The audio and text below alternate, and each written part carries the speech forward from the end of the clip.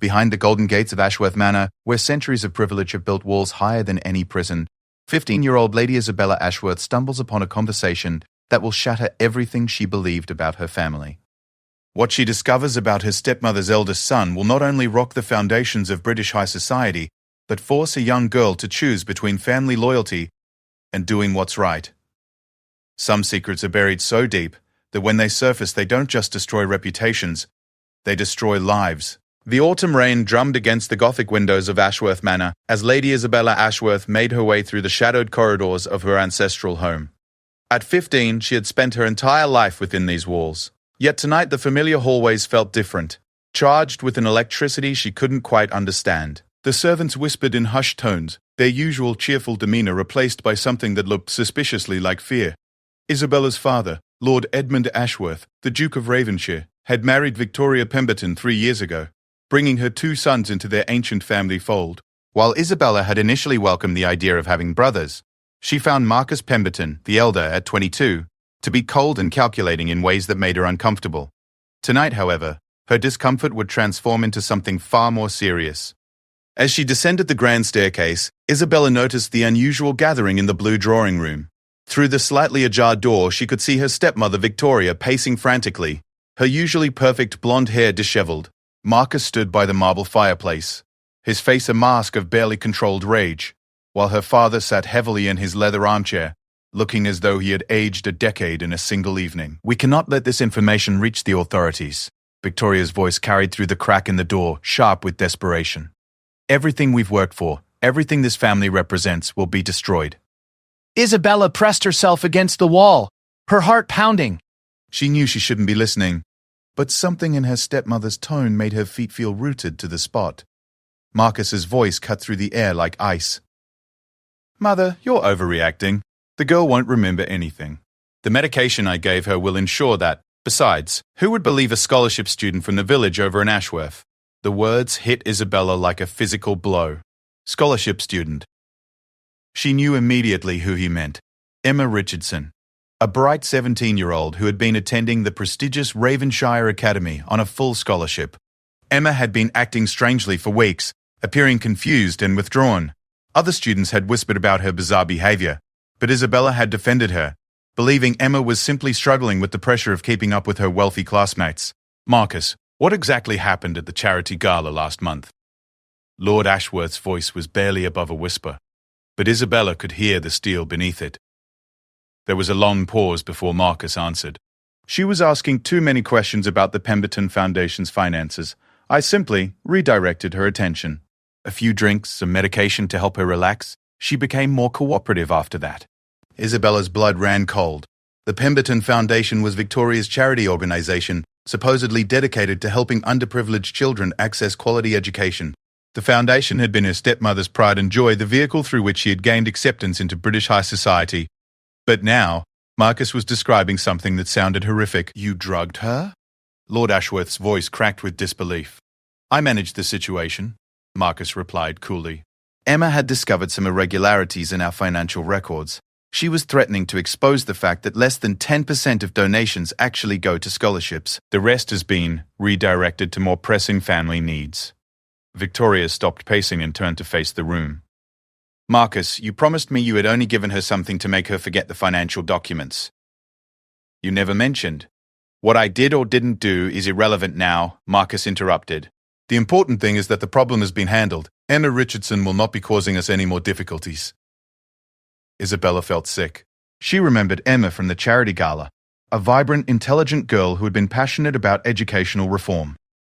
Emma had approached Isabella that night, excited about some research she was doing on charitable organizations. She had mentioned something about wanting to write an article for the school newspaper about how foundations could better serve underprivileged students.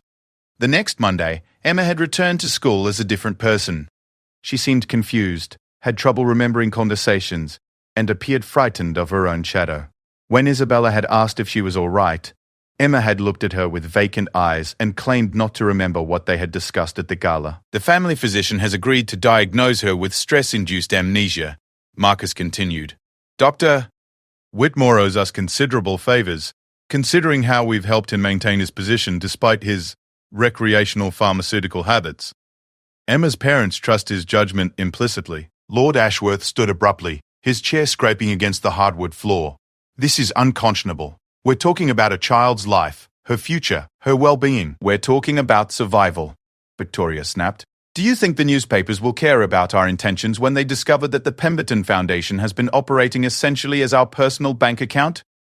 Do you think the Charity Commission will be lenient when they learn we've diverted nearly £2 million over the past 3 years?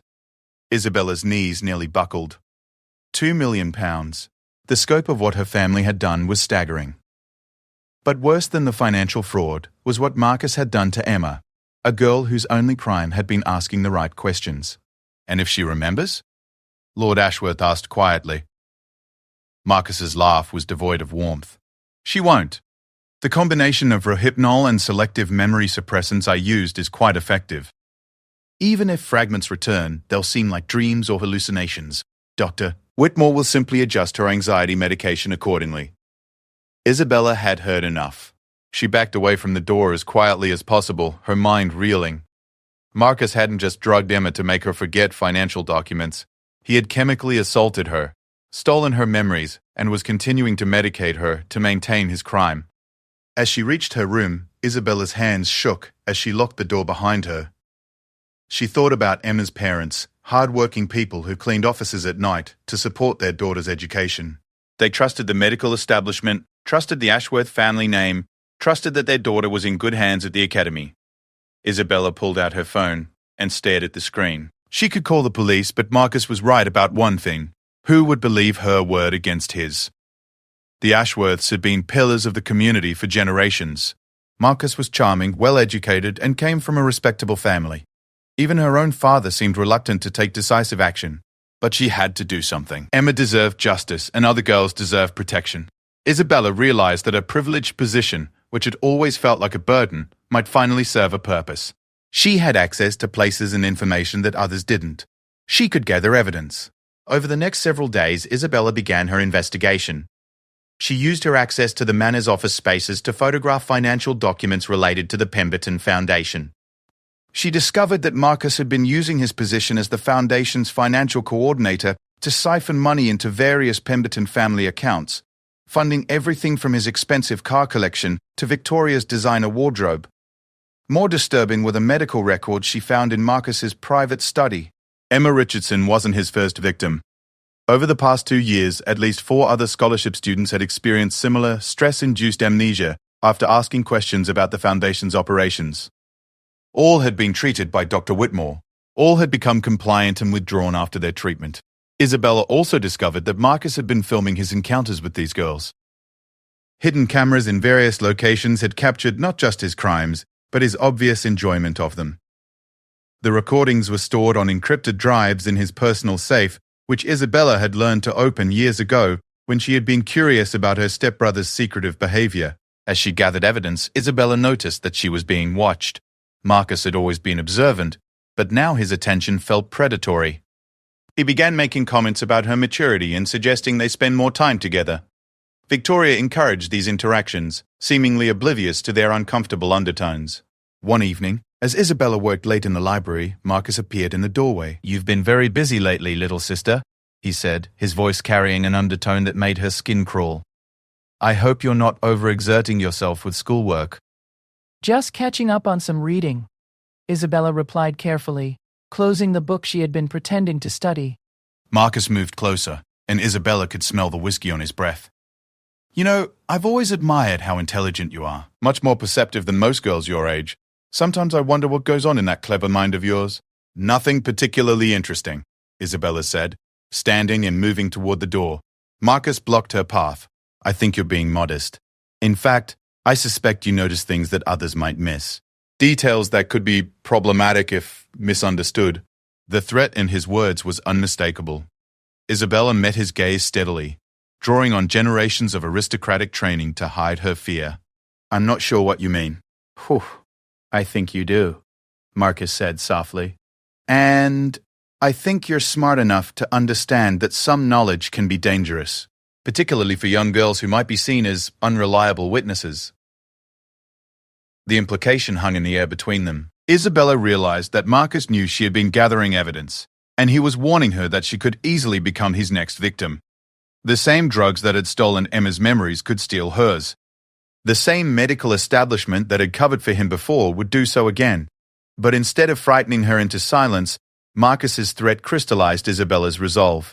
She thought about Emma, about the other girls whose voices had been stolen, about the families who trusted institutions that had betrayed them. She thought about her own privileged position and the responsibility that came with it. "You're right," Isabella said quietly. "Knowledge can be dangerous, especially when it falls into the wrong hands." Marcus smiled, apparently satisfied that he had successfully intimidated her. "I'm glad we understand each other. Family loyalty is so important, don't you think?" "Absolutely," Isabella agreed. "The question is which family we're loyal to, the one that protects predators, or the larger human family that deserves protection from them." Marcus's expression darkened, but before he could respond, Isabella walked past him and out of the library. She had made her choice, and there was no going back. Tomorrow, she would contact Detective Chief Inspector Sarah Collins, a woman whose reputation for integrity was unshakable, even when dealing with the powerful and connected. As Isabella lay in bed that night, she thought about the conversation she had overheard in the drawing room, her father's reluctance to act, Victoria's desperation to protect her reputation, and Marcus's cold calculation had shown her that privilege without principle was just another form of corruption. She had been raised to believe that the Ashworth name carried with it certain responsibilities to the community, to those less fortunate, to justice itself. Tomorrow she would honor those responsibilities, even if it meant destroying the only family she had left. The autumn wind raffled her windows as Isabella finally drifted off to sleep, knowing that when she woke, she would begin the process of bringing down everything her stepmother and stepbrother had built on the foundation of other people's suffering. Detective Chief Inspector Sarah Collins had seen many things during her 20-year career with the Metropolitan Police, but the young woman sitting across from her desk represented something unusual. Lady Isabella Ashworth had requested a private meeting, arriving at the station without fanfare or legal representation, a decision that would have horrified her family's solicitors. "Inspector Collins," Isabella began, her voice steady despite the magnitude of what she was about to reveal. "I have information about serious crimes being committed by members of my family. Before I begin, I want you to know that I understand the consequences of what I'm telling you, and I'm prepared to testify under oath if necessary." Collins leaned forward, intrigued.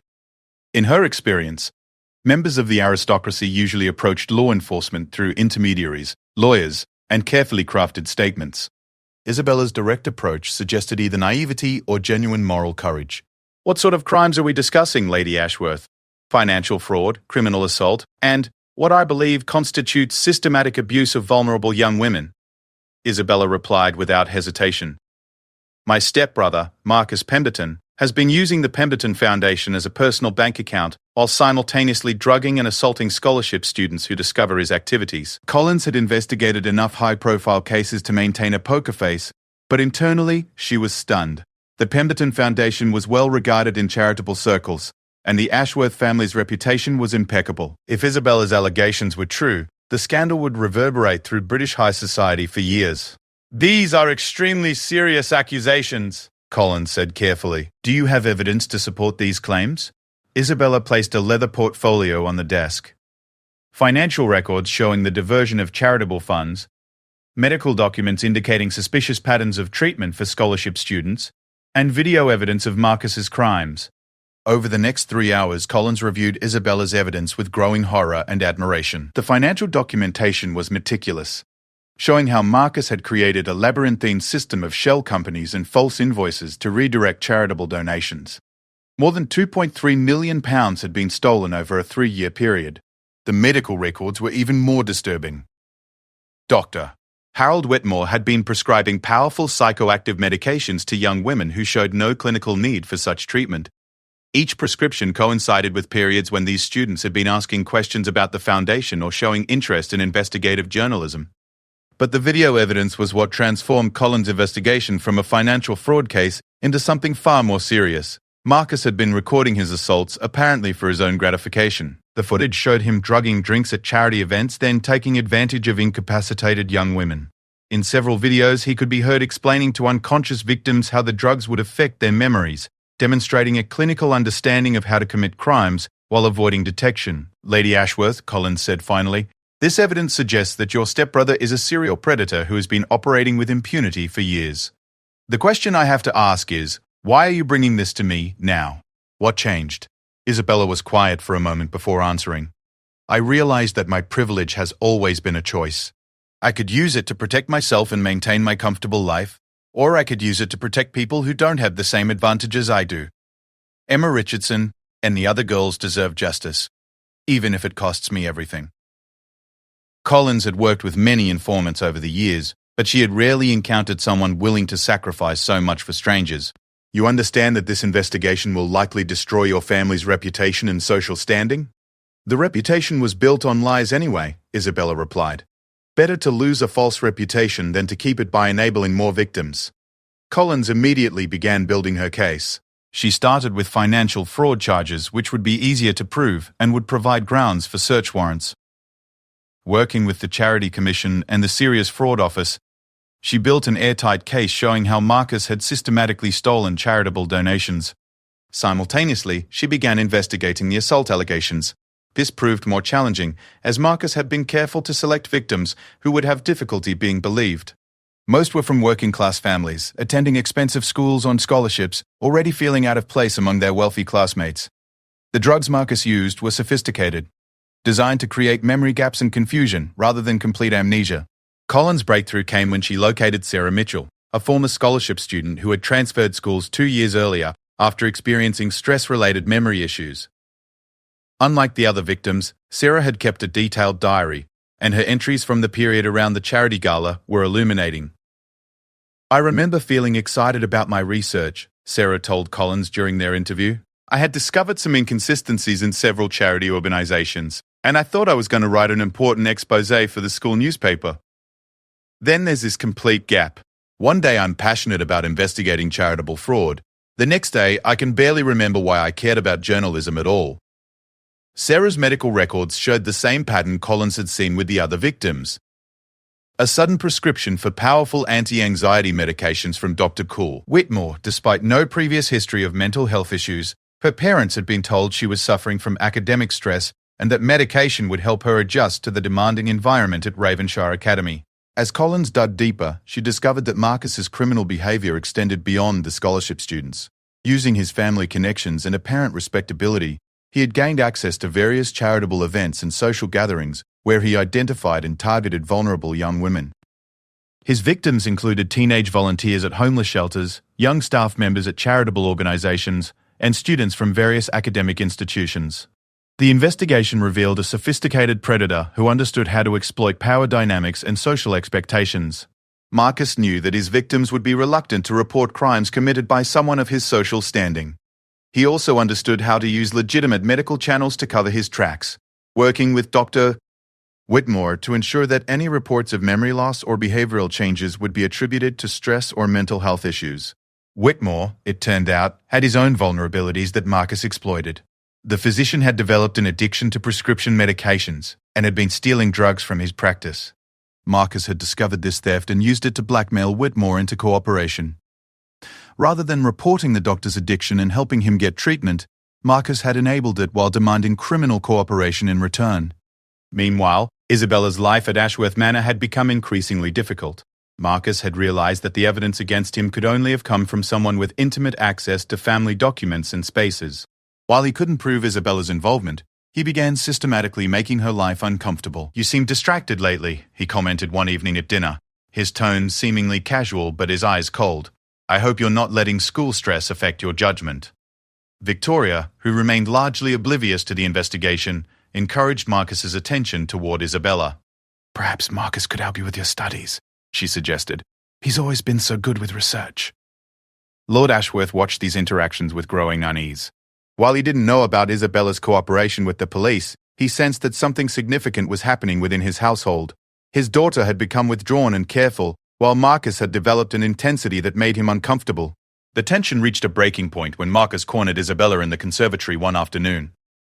"I know what you've done," he said quietly, his usual charm replaced by barely controlled rage. "You think you're some sort of hero, but you're just a naive child who doesn't understand the real world." "I understand enough," Isabella replied, refusing to show fear despite her racing heart. "Do you?" Marcus stepped closer. Do you understand that your testimony will destroy not just me, but your father as well? Do you think the authorities will believe that Lord Ashworth knew nothing about his wife's charity operations? Your need to play hero will send your own father to prison. This was the argument Isabella had been dreading. She loved her father deeply, and the possibility that he might face criminal charges for crimes he didn't commit was her greatest fear. But she also knew that allowing Marcus to continue his predatory behavior would mean more victims, more young women whose lives would be destroyed. My father will survive, she said finally. Emma Richardson and the others might not, if Marcus continues to operate freely. Marcus's mask finally slipped completely. You self-righteous little bitch, he snarled. You think your moral superiority makes you untouchable? I could have you declared mentally unstable tomorrow. Dr. Whitmore would be happy to diagnose you with any condition I suggest. Your family would be grateful for his help in managing your breakdown. The threat was clear and terrifying. Marcus was telling her that he could easily make her his next victim, using the same methods he had employed against the scholarship students. Her wealth and status would provide no protection against someone willing to exploit medical authority and family connections. But Isabella had prepared for this moment. You're welcome to try, she said calmly. But I think you'll find that threatening a police informant is generally considered unwise. Marcus's face went white. You're lying. Detective Chief Inspector Sarah Collins has a very thorough recording of our conversation 3 days ago. Isabella continued. She also has copies of all the evidence I've gathered, stored in multiple locations. Even if something were to happen to me, the investigation would continue. For the first time since Isabella had known him, Marcus looked genuinely afraid. The calculating predator who had terrorized young women was faced with the possibility of being held accountable for his actions. This isn't over, he said finally. But his voice lacked its previous confidence. No, Isabella agreed. It's just beginning. That evening, Collins called Isabella with an update. We've obtained search warrants for the manor, Dr. Bacchiat, Whitmore's office, and Marcus's personal properties. The raids will happen simultaneously tomorrow morning. I wanted to warn you so you could make appropriate arrangements. Isabella understood that appropriate arrangements meant ensuring her physical safety. Once the raids began, Marcus would know that his criminal enterprise was finished, and desperate people often made dangerous choices. She spent that night packing a small bag and making plans to stay with her maternal aunt in Scotland. She also wrote a letter to her father, explaining her actions and expressing her love for him despite the chaos she was about to unleash upon their family. As dawn broke over Ashworth Manor, Isabella watched from her bedroom window as police cars made their way up the long drive. Detective Collins had kept her promise to provide advance warning, and Isabella felt a mixture of relief and terror as she realized there was no going back. The young woman who had overheard a conversation in the drawing room was gone, replaced by someone who understood that privilege without responsibility was just another form of corruption. She had chosen to use her advantages to protect people who couldn't protect themselves, regardless of the personal cost.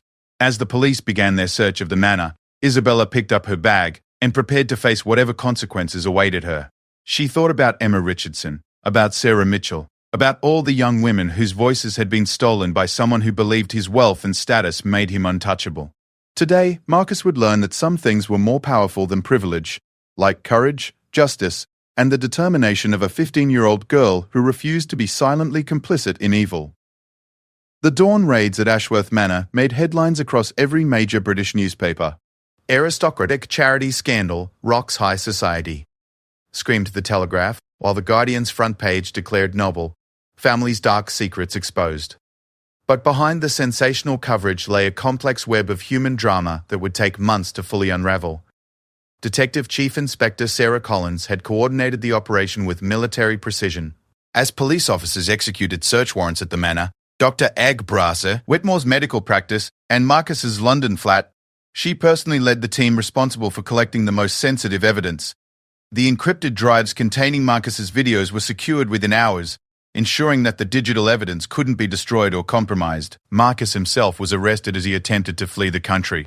Airport security detained him at Heathrow just as he was boarding a flight to Dubai, a country with no extradition treaty with the United Kingdom.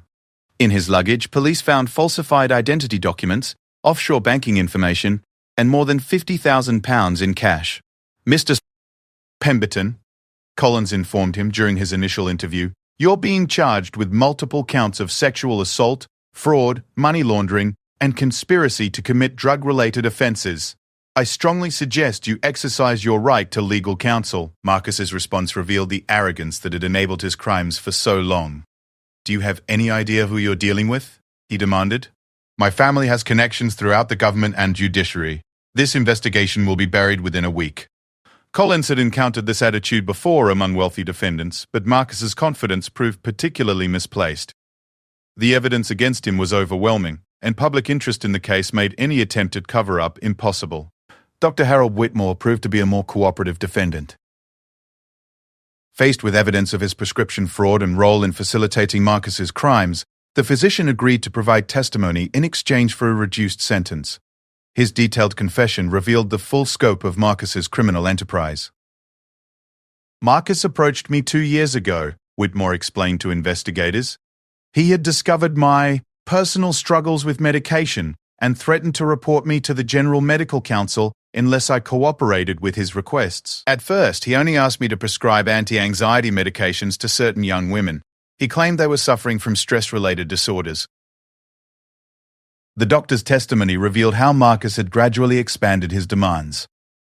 Beyond prescribing drugs to cover up his crimes, Whitmore had been required to provide medical consultations that validated Marcus's narrative about his victims' mental health. Any young woman who reported memory problems or unusual experiences after attending events with Marcus would be diagnosed with stress-induced symptoms and treated with medications that further compromised their cognitive function. I knew what I was doing was wrong, Whitmore continued, tears streaming down his face. But I was terrified of losing my license, my practice, everything I had worked for. Marcus assured me that no one was being seriously harmed, that the medications were just helping these young women cope with academic pressure. Collins felt no sympathy for the doctor's rationalizations. Whitmore's medical training should have made him acutely aware of the drug's effects and the vulnerability of his patients.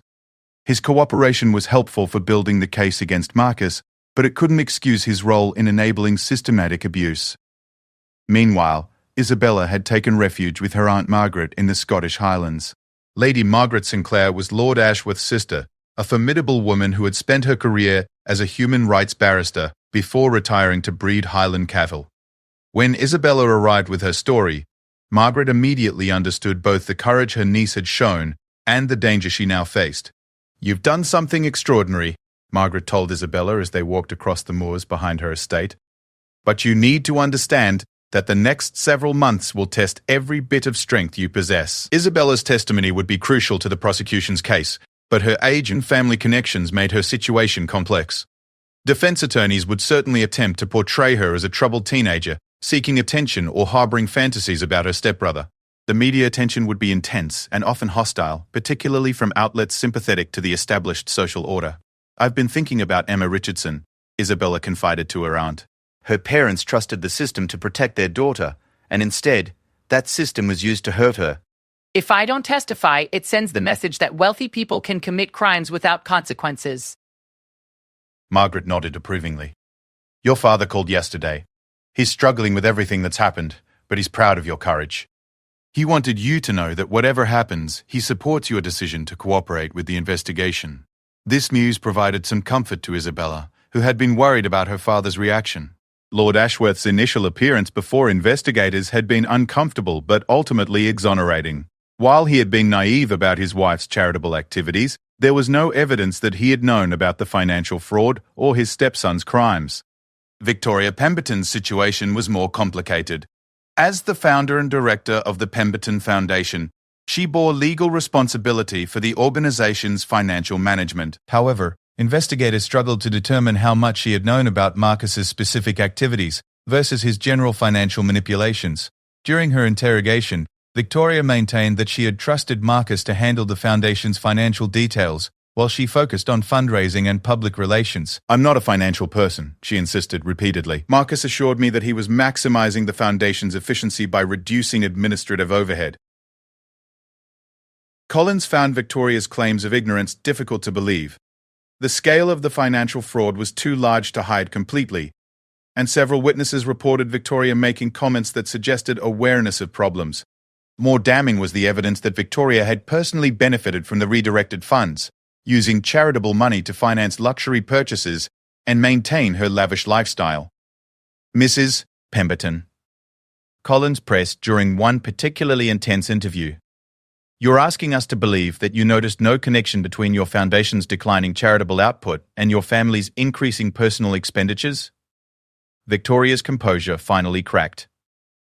You don't understand the pressure I was under, she sobbed. I married into a world where appearances matter more than anything else. The Ashworths expected me to maintain a certain standard, to contribute to their social standing. I was trying to build something legitimate with the foundation, but Marcus convinced me that we needed to invest in our family's reputation first. This admission effectively destroyed any chance Victoria had of avoiding criminal charges. By acknowledging that she had knowingly used charitable funds for personal benefit, she had confessed to fraud regardless of her knowledge about Marcus's more serious crimes. As the legal proceedings unfolded, the impact on Marcus's victims became increasingly apparent. Emma Richardson, with the support of specialized counselors and legal advocates, began the difficult process of recovering memories that had been chemically suppressed. The experience was traumatic, as fragments of recollection returned in dreams and flashbacks that left her questioning her own sanity. I remember feeling excited about something, Emma told her counselor during one session. I had discovered something important, something that made me feel like I could make a difference. Then there's this terrible gap, and when I came back to myself, I felt broken and afraid but couldn't remember why. Emma's parents, learning the truth about their daughter's experience, struggled with feelings of guilt and rage. They had trusted the medical establishment when Dr. Whitmore diagnosed Emma with stress-related disorders. They had believed that expensive private education would provide their daughter with opportunities and protection, never imagining that wealth and prestige could be used as tools for exploitation. We worked double shifts to pay for Emma's extras at that school, her father told investigators. We wanted to give her every advantage, and instead we delivered her to someone who saw her as prey. The other victims faced similar challenges. Sarah Mitchell, the former scholarship student who had transferred schools, began experiencing recovered memories after reading about the case in newspapers. Lisa Chen, who had been a volunteer at one of the Foundation's charity events, came forward after recognizing Marcus's photograph in media coverage. Each woman's story revealed new details about Marcus's methods and the systematic nature of his crimes.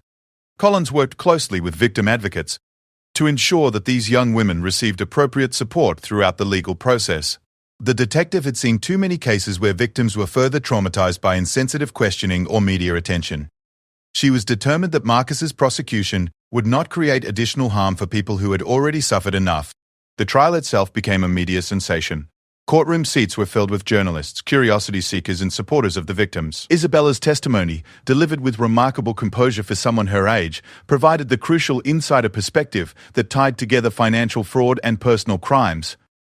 I loved my family, she told the court, but I realized that protecting someone who hurts innocent people isn't family loyalty, it's complicity. Emma Richardson and the others deserve better than my silence. Defense attorneys attempted to discredit Isabella by suggesting she had misunderstood adult conversations and misinterpreted evidence. They painted her as an attention-seeking teenager who had fabricated dramatic accusations against her stepbrother. These attacks were brutal but ultimately unsuccessful, as the physical evidence corroborated every aspect of Isabella's testimony. Marcus himself proved to be his own worst enemy during cross-examination. His arrogance and sense of entitlement alienated the jury, particularly when he attempted to justify his actions by claiming that his victims had been willing participants who had simply forgotten their consent.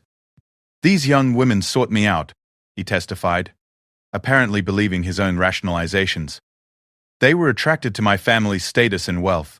I simply provided them with experiences they desired, along with medication to help them avoid any awkward social complications afterward. This testimony horrified the courtroom and confirmed what investigators had suspected.